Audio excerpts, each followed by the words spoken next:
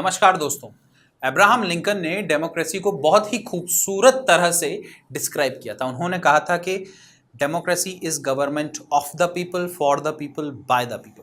But आप बहुत बड़े बड़े देशों में जैसे भारत है, यूनाइटेड स्टेट्स है, ग्रेट ब्रिटेन है, इन सब में देखेंगे कि इनडायरेक्ट डेमोक्रेसी यूज होती है। इनडायरेक्ट डेमोक्रेसी का मतलब होता है कि public chooses, the citizens chooses और इलेक्ट्स देयर रिप्रेजेंटेटिव, और यही रिप्रेजेंटेटिव पार्लियामेंट में जाके लॉ बनाते हैं। और पार्लियामेंट्री फॉर्म ऑफ डेमोक्रेसी में तो यहीं से जो पार्टी मेजॉरिटी में आ जाती है वही गवर्नमेंट फॉर्मेशन कर देती है। बट डायरेक्ट डेमोक्रेसी एक अलग प्रकार की चीज है। डायरेक्ट डेमोक्रेसी में लोगों का कंट्रोल लॉ मेकिंग प्रोसेस पे, कॉन्स्टिट्यूशन अमेंडमेंट प्रोसेस पे बहुत ज्यादा होता है। गवर्नमेंट डायरेक्टली लोगों द्वारा रूल की जाती है, इनिशिएटिव्स लोगों द्वारा लिए जाते हैं, रेफरेंडम्स होते हैं, प्लेबिसिट होते हैं। रेफरेंडम तो लीगली बाइंडिंग भी होते हैं, और कोई पब्लिक ऑफिसर अगर ठीक से काम नहीं कर रहा है तो लोग रिकॉल भी कर लेते हैं, उसको वापस बुला लेते हैं। तो दोस्तों, इस वीडियो में we are going to talk about direct democracy and the tools of direct democracy. Welcome to Shriram's IAS UPSC Prep. Welcome to this series of Indian polity through mind maps. Let's deep dive in our video. Now, before I begin, I would like to tell you about the free one-to-one mentorship of श्रीराम्स IAS. अगर आपको preparation से related, UPSC की preparation में किसी भी प्रकार की दुविधा है, किसी भी प्रकार का डाउट है, तो आप हमारे फ्री मेंटरशिप को अवेल कर सकते हैं, हमारे एक्सपर्ट मेंटोर्स से आकर मिल सकते हैं।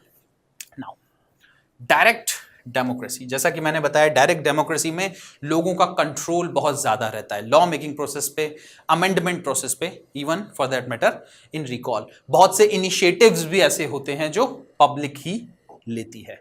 सो सबसे पहला टूल क्या है डायरेक्ट डेमोक्रेसी का? That is referendum. अब रेफरेंडम इज लीगली बाइंडिंग। हमेशा याद रखिएगा दोस्तों, there is a basic difference between referendum and plebiscite. Plebiscite हो सकता है लीगली बाइंडिंग ना हो सकता है सिर्फ पब्लिक ओपिनियन को जानने के लिए प्लेबिसिट हो रहा हो, but referendum is legally binding. और एक और डिफरेंस है रेफरेंडम और प्लेबिसिट में, वह यह कि रेफरेंडम हमेशा कोई एक प्रपोजल आ जाने के बाद होता है। मान लीजिए पार्लियामेंट से कोई प्रपोजल आया, अब लोगों के वोट उस पर लेने हैं, and that vote of the people will be legally binding, that is called as referendum. Whereas plebiscite में तो इनिशिएशन होता है, किसी भी एक प्रकार का प्रपोजल जो पब्लिक ही गवर्नमेंट को बताती है कि इस प्रकार के चेंजेस करने हैं, और उस पर वोटिंग दे देती है। सो देखते हैं, पब्लिक वोट्स यस और नो, यस और know on a proposed law policy. Parliament किसी भी प्रकार की एक पॉलिसी लेकर आ रही है, टैक्सेशन पॉलिसी है, एजुकेशन पॉलिसी है, साइंस एंड टेक्नोलॉजी से रिलेटेड कुछ पॉलिसी है, बायोडाइवर्सिटी की कुछ पॉलिसी है, फंडिंग से रिलेटेड कुछ है, या एनवायरमेंट से रिलेटेड कुछ है, आर्टिफिशियल इंटेलिजेंस से रिलेटेड कुछ भी। If the government is bringing some kind of policy and it wants to know the will of the people, then the public can give their will through referendum. Yes और no में vote करते हैं कि हाँ भाई, इस policy को पास कर दीजिए या फिर इस पॉलिसी को पास मत करिए। डायरेक्ट अप्रूवल और rejection is given by the citizen. भाई अगर यस बोल दिया तो अप्रूवल है, नो बोल दिया तो रिजेक्शन है। अब इसका एक एग्जांपल है, बहुत अच्छा एग्जांपल है, ब्रेक्जिट। ब्रेक्जिट में 2016 में क्या हुआ था? ब्रिटेन को यूरोपियन यूनियन में रहना है कि उससे बाहर आना है, यह डिसाइड किया वहां की पब्लिक ने थ्रू रेफरेंडम। अब प्रपोजल पहले बन चुका था, पॉलिसी पहले बन चुकी थी, सिर्फ पब्लिक को अपना मत देना था, पब्लिक को यह बताना था whether they are accepting the proposal और they are rejecting the proposal. So it's a very very good and a great example of direct democracy. और दोस्तों, कुछ देश हैं जो इसे फॉलो करते हैं। यूके, हमेशा तो नहीं बट कभी कभी कुछ कुछ जगह पर ऐसा होता है। स्विट्जरलैंड, बहुत लंबे अरसे से स्विट्जरलैंड इस पॉलिसी को फॉलो कर रहा है और बहुत हैविली इसको फॉलो करता है, बहुत हैविली इस पर रिलाय करता है। Italy, Australia, they also do it. In Australia also referendum is a very important mode of policy decision making. लोगों का मत डायरेक्टली समझा जाता है through referendum and it's legally binding. Initiative क्या होता है? देखिए, इंग्लिश का वर्ड है बिल्कुल सीधा सच्चा सा इसका मतलब है। इनिशिएटिव का मतलब है किसी भी तरह की पॉलिसी को इनिशिएट करना। कौन इनिशिएट करेगा? क्योंकि अपन डायरेक्ट डेमोक्रेसी की बात कर रहे हैं, the initiation is done by the people themselves. लोग ही बताएंगे कि किस तरह की पॉलिसी लेकर आनी चाहिए, लोग ही बताएंगे कि किस तरह की स्कीम बननी चाहिए, किस तरह के रूल्स रेगुलेशन बनने चाहिए, क्या अमेंडमेंट कॉन्स्टिट्यूशन में लाना चाहिए। This initiation is taken by the people, और इसके लिए कुछ लोगों की सिग्नेचर की जरूरत भी रहती है। देखिए, सिटीजन्स प्रपोज न्यू लॉ और constitutional amendment. It is the citizens only who propose the new law. यहां पे पार्लियामेंट ने पहल नहीं की है। अगर आप भारत में देखें, किसी भी प्रकार की अमेंडमेंट लेकर आनी है या फिर कोई लॉ पास होना है, तो कॉन्स्टिट्यूशनल अमेंडमेंट है तो मिनिस्टर उसको इंट्रोड्यूस करता है in either house of the parliament. Money bill है अगर, तो एक मिनिस्टर इंट्रोड्यूस करता है इन द लोकसभा।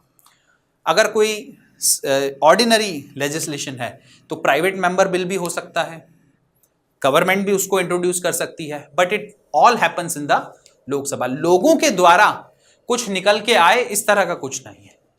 यहां पर लोग पॉलिसी बनाते हैं, प्रपोजल बनाते हैं, उस पर सिग्नेचर करते हैं, and then that policy, that scheme, that change which the people want is submitted to the parliament, or then parliament takes decision on it. It requires set number of voters signature. कुछ initial proposers रहने चाहिए यहां पर। Proposal is sent to the legislature or for public vote, कुछ भी हो सकता है।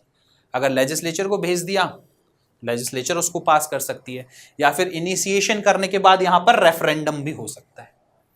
दैट कुछ लोगों ने तो सिग्नेचर करके प्रपोजल भेज दिया है, बट अब पूरे देश की जनता उस पर वोट करेगी वेदर टू एक्सेप्ट और reject this proposal.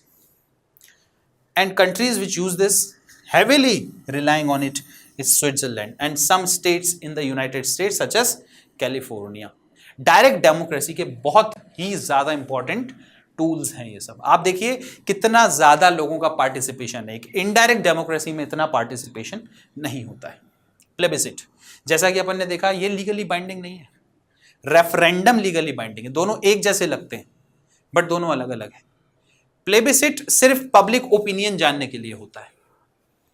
Direct vote on important public issue and often territorial issue. भाई ये टेरिटरी है, किसी दूसरे देश को दे दी जाए, इस तरह के जो भी इश्यूज रहते हैं, that is covered in plebiscite.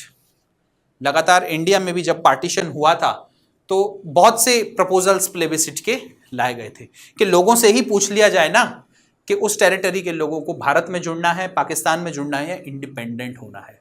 But luckily our leaders have worked in such a great manner that India is united and will remain united forever. Now, plebiscite is mainly to gauge the public opinion onto something. Public opinion को जानने के लिए होता है। ये किसी law, legislation या amendment पे पब्लिक का वोट नहीं हो रहा है जैसे रेफरेंडम में होता था। यहां पे सिर्फ पब्लिक ओपिनियन जाना जा रहा है। Not always legally binding. एक तरह से भाई जनता का मत है तो बाइंडिंग तो हो ही जाता है गवर्नमेंट पे, बट लीगली बाइंडिंग नहीं है। लॉ में नहीं लिखा हुआ है that the plebiscite has to be binding. और अब सारे देशों के अपने अपने संविधान है, अपने अपने रूल्स रेगुलेशन है। हो सकता है किसी देश में प्लेबिसिट को भी लीगली बाइंडिंग माना जाए। एग्जाम्पल्स कैसे हैं? अब देखिए, ग्रीस बहुत ही ज्यादा संकट में था, तो यूरोपियन यूनियन से बेल आउट पैकेज लेना है या नहीं 2011 में, इसके ऊपर एक प्लेबिसिट हुआ था ग्रीस में। वहां के प्रधानमंत्री ने करवाया था। लोगों के बीच में डायरेक्ट गए थे और उन्होंने पूछा था whether the government should take the bail out package और नॉट।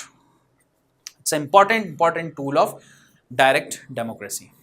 रिकॉल, ये बहुत ही शानदार चीज है दोस्तों। भारत में भी इसकी कई बार बात हुई है, बट इस आइडिया को रिजेक्ट कर दिया गया पार्लियामेंट द्वारा भी, कोर्ट्स भी इस पे नहीं माने।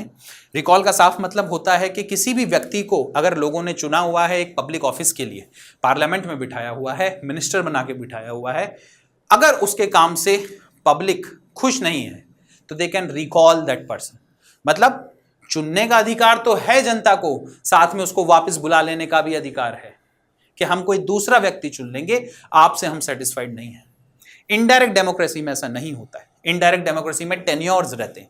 अगर आपने एक बार किसी व्यक्ति को चुना तो वो व्यक्ति 5 साल तक उस जगह पर या 6 साल तक उस जगह पर बैठे रहेगा जब तक टेन्योर खत्म नहीं हो जाता। बट डायरेक्ट डेमोक्रेसी की बात करें तो recall is an option where people have the right to call the public representative back from the office. बहुत ही इंपॉर्टेंट है, बहुत ही रिवोल्यूशनरी आइडिया है।